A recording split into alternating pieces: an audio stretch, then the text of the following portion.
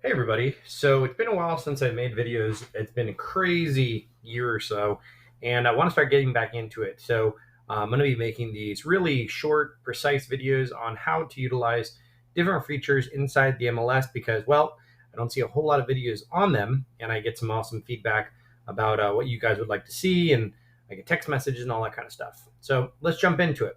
Before we do get into it, this is Eddie the Tattooed Realtor reporting live from South Florida. If I can ever be of assistance, feel free to call, text, or email. And if you can, give that subscribe button a click. Greatly appreciate it. So in this particular video, we're just going to focus really quickly on searching for condos and everything around that, keeping this really pointed. All right, so going over to the search feature, you can see here in my MLS, it says RE1, RE2, single family condo. So if you click here, it's going to load this particular MLS search that our MLS has matched up for us. And this is single family RE1, RE2. Now you might be thinking, well, I want to look for condos. How do I do that? So it's actually pretty simple. You look down here at RES property type or residential property type, and you can see where it says condo, co-op, villa, townhouse, and here single family. What you do is you select this one, condo, co-op, villa, townhouse, and then underneath property of or type of property, you would select condominium. Now, obviously, in different areas, condos are called maybe different things, or maybe you're looking for an apartment or something like that. You can kind of see if you scroll through this, condo is probably going to be your best search. You're talking about a multi-tiered building, maybe with like a balcony or something like that, usually run by a condo association, but we'll save that for a later video to get deeper into what a condo association or a homeowner association is like. So I'm searching for a condo. Now, in the My MLS, you always want to pick the active status unless you're searching for listings or you're looking for something that could potentially be a listing, like let's say it expired, or let's say you want to see what closed in the area, closed sale, or withdrawn or temporarily off the market. Our MLS introduced this with fairly recently, coming soon. So you can see what properties are coming soon, allow a potential customer to see that. Once again, be sure to click what you want to have. And also with the date, you can pick a time frame as well. You can put a time frame here. You can see how it says like status, contractual search date. You can put a time frame, 30 days, 60 days, 90 days, a specific time or calendar date. You can do that as well. Now with the map search, I like to use the map search up here. You could of course do this within a blank amount of miles of, and then you could put a zip code. I like to use the map just because it's easier. And then if I'm searching for a specific area, make sure to hit up the condo area. The area, as you click here, it'll actually tell you what, oh, my apologies. You can kind of scroll over it. Yeah, see, kind of tells you what you want to select. I focus on county, maybe not municipal code. And then I also have things set up in a certain way, like if it's waterfront, because we're obviously in South Florida, pool, yes or no. And then front or waterfront description, whether or not you want like a canal or a lake. And then what I also look at is cities, and you can put like geographic areas, but cities works pretty well alongside the counties, or you can just go after the cities that you want. And then, of course, here I've kind of designed this myself or laid it out myself. The current price range. Remember, with pricing, super simple. Like a pre-generated one that I had previously searched. 400 is telling you it's 100,000s. 400,000 to 700,000. That's a spread between those two price points. If you go here minus 700,000, it's going to show you every property that or every condo that is $700,000 and down. Or if you would go the opposite direction where you go plus 700, same thing, goes up above 700, right? Or I believe maybe even 700 plus. You have to fool around with it, kind of see what it does. See how I put it here? 700 plus. So 700 plus allows you to go up.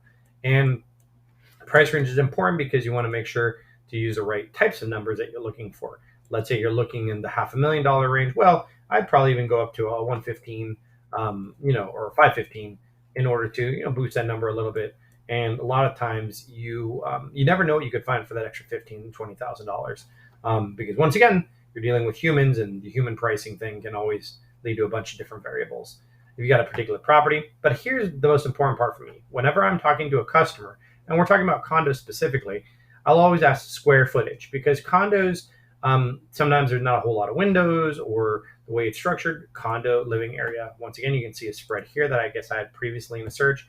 And then I also ask, how many full baths would you like and half baths? Half baths are guest restrooms, or not always guest restrooms, but I call them guest restrooms, where there's maybe one toilet one toilet and a sink, but no shower. Full restrooms will have everything. Bedrooms as well, full count there. Parking spots, garage spaces, covered spaces, all that kind of stuff, and give me year built if you want to start kind of construction. Now with the map, it's a little bit different. When I click over to the map, boom, it's taking a minute to load. You have a bunch of different options, and all the green little dots show me, because I selected, remember, active, shows me all the active condos in and around the area, because I didn't really select a city yet.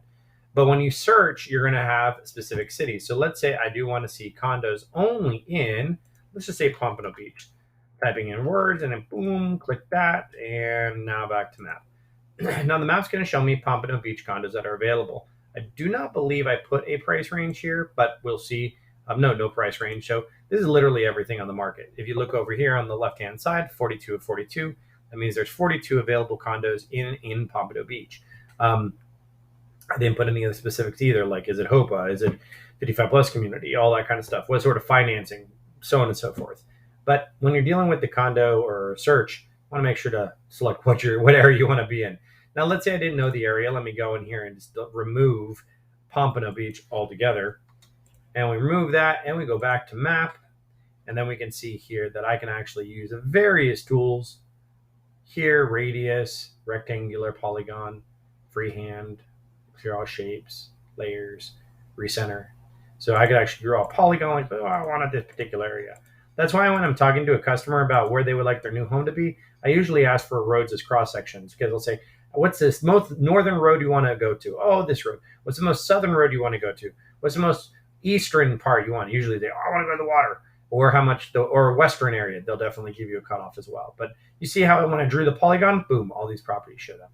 Now in results, you're going to see here in results, I have all sorts of views. I usually operate in the CMA view that I created. It allows me to see the nitty gritty stuff: listing price, listing date, waterfront, pool, garage, year, living area square footage, half restrooms, full bedrooms, the address, the status, and the MLS number. The reason why I typically go this route is because it allows me to see, if I click here, listing date, watch, it will scale the properties based on when it was listed, at least in theory. There you go. So you see this property was listed today for $339,000, 910 square feet, over off of 14th Street Causeway, unit 303, probably the third floor, I would assume. And there's a lot of things that I've become familiar with by seeing these over and over again for the last almost 10 years, and you will too. And once you have the results that you want to choose, let's say you like that property, this property, and you want to send them off to your customer, you can easily click email, shabam, and you're going to see an email generated. And now, obviously, I have my signature here, and you can create your message, create a new contact, BCC me in the link, and then subject and body. I always say make it personal, because a lot of times they'll more likely to open it. And maybe you're trying to, I don't know, find a buyer in an area or show a seller what was currently available in the property. And the cool thing is when you're searching for condos, let's say you're picking up a condo listing, and you need to do the opposite, you just go here, close date, over 128 days or 180 days in that area, boom. Gives you the price range as well. You can put that in there. The results just shift like you're going to see here. See? In closing date, you can click this. And I think it's already scaled to the most recent. So let's see. Oh, yep, it is right here. So 8/30/2022, this one closed for $150,000. It was listed for $154,900, sold for $155,000, and built in 66, 992 square feet. Unit N, north facing, probably 201. So there you have it, guys. Searching condos, super simple. Trying to keep this direct and focused. If you have any questions, feel free to drop it in the comment area below, and stay tuned for the next video. Give that subscribe button a click. If I can ever help, my contact information is in the description. This is Eddie Acevedo, aka Eddie the Tattooed Realtor, reporting live from South Florida. Hope you have a great rest of the day, and yeah, happy hunting for condos. Catch you later.